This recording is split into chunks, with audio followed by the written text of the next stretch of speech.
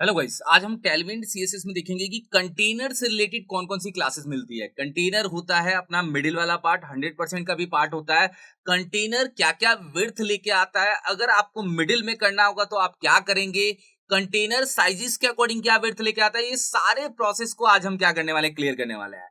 तो आज हम कंटेनर की बनी हुई क्लास को यूज करते हुए उनके पिक्सल्स को समझेंगे कि वो क्या क्या पिक्सल्स लेके आता है। उसके बाद हम प्रोसेस पे क्या करेंगे, काम करेंगे, जिससे आपको ये क्लियर हो जाए कि अगर मिडिल में बनाना हो, अगर मान लीजिए 1320 पिक्सल में बनाना हो, 1200 पिक्सल में बनाना हो, 1280 पिक्सल में बनाना हो, तो आप कैसे उसको बना पाएंगे। तो चलिए स्टार्ट करते हैं, जिससे आपके सामने चीजें क्या हो जाए, क्लियर हो जाए। देखिए देखिए ये टेलविंड सीएसएस का डॉक्यूमेंटेशन है, मैंने आपके सामने ओपन कर रखा है। इसमें सब कुछ दिया है, बस सीक्वेंस में अपने को समझने की जरूरत है कि ये कंटेनर यहां से मिल रहा है। देखिए यहाँ पे लेआउट के अंदर कंटेनर है। देखिए कंटेनर इसलिए समझाना जरूरी है क्योंकि कंटेनर के बाद कॉलम्स का नंबर आ जाएगा, तो ये वो सारी चीजें क्या है, एक सीक्वेंस में चलेंगी तो आपको चीजें क्या होंगी, क्लियर होंगी।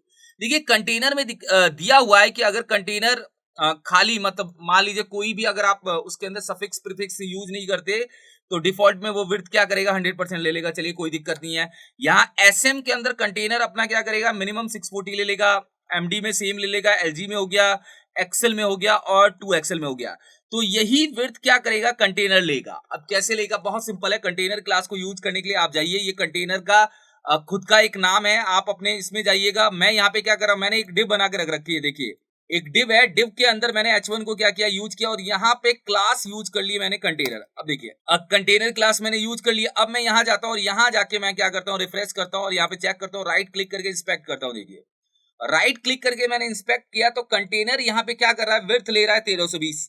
देखो 1320 क्यों ले रहा है, आपका कहना है 1320 क्यों ले रहा है, यहाँ पे तो आपने 1536 दिया है। एक्चुअल में मैंने क्या किया, कंटेनर को यहाँ पे थोड़ा सा मॉडिफाइड किया। यहाँ पे बोला है कि मेरी लास्ट स्क्रीन की विड्थ कितनी होगी, 1320। तो ये 1320 ले रहा है, किस केस में ले रहा है, जब मैं 2 एक्सएल स्क्रीन में हूं।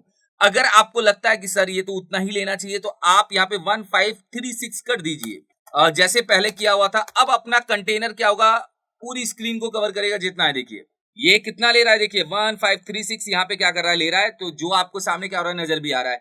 एक काम करता हूँ, एक बैकग्राउंड भी दे देता हूँ, यहाँ से बैकग्राउंड की कलर की क्लास देख के उसमें बैकग्राउंड दे देता हूँ। जैसे मैंने यहाँ पे दे दिया बीजी, मैंने यहाँ पे क्या किया, रेड दे दिया। एक बार मतलब ढूंढ लेते हैं, इसके अंदर बीजी रेड की क्लास बनी होगी, उसको हम यहाँ पे क्या करेंगे, इंप्लीमेंट कर लेंगे। ये देखिए ये रहा।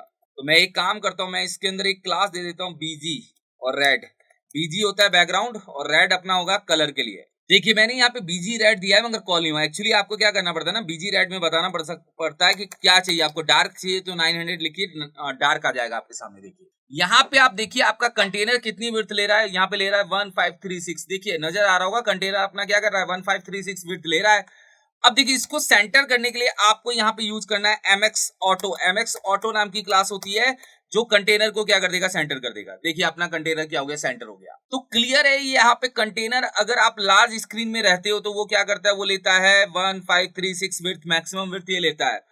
अब अगर आप मीडियम में जाते हो, जैसे आप मीडियम में गए तो मीडियम में जाके वो क्या करेगा, इसी स्क्रीन को देख लीजिए। अभी 893 है, ये 893 किसके अंदर जा रहा होगा, आप यहाँ पे कंटेनर में चेक कर सकते हैं। कंटेनर में वो आपको बता देगा कि वो कौन सी स्क्रीन का क्या है पार्ट है। अभी देखिए यहाँ चलते ही, ये एमडी का पार्ट है। एमडी में जो विड्थ है वो क्या होगी, 768 ही आ रही होगी। देखिए 768 आ रही है।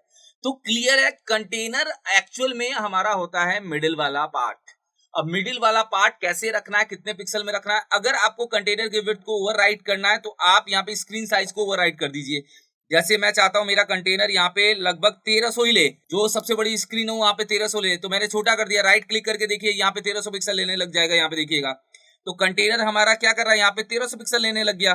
1300 यहाँ पे अपने को पिक्सल लिखना था, पिक्सल लिखते ही यहाँ पे रिफ्रेश करेंगे, ये 1300 पिक्सल लेगा। देखिए यहाँ पे 1300 पिक्सल लेने लग गया। तो क्लियर है क्यों नहीं ले रहा था, क्योंकि मैंने पिक्सल नहीं लिखा था। तो कंटेनर होता है आपका मिडिल वाला पार्ट। मिडिल वाले पार्ट को कैसे बनाते हैं, कैसे यूज करते हैं, ये सारे प्रोसेस को हम कंटेनर बोलते हैं। और कंटेनर को भी आप अपने लॉजिक के हिसाब से क्या कर सकते हैं, मॉडिफाइड कर सकते हैं। इसके अंदर ऑप्शन दिया हुआ है, आप ढूंढ के उसको मॉडिफाइड कर सकते हैं। नहीं तो आप अपनी स्क्रीन साइज को मॉडिफाइड कर दीजिए, कंटेनर ऑटोमेटिक क्या करेगा, अपने आप को छोटा कर लेगा, छोटा बड़ा कर लेगा। जो भी साइज देंगे उसके अकॉर्डिंग ये अपने आप को छोटा बड़ा यहाँ पे इंप्लीमेंट कर लेगा।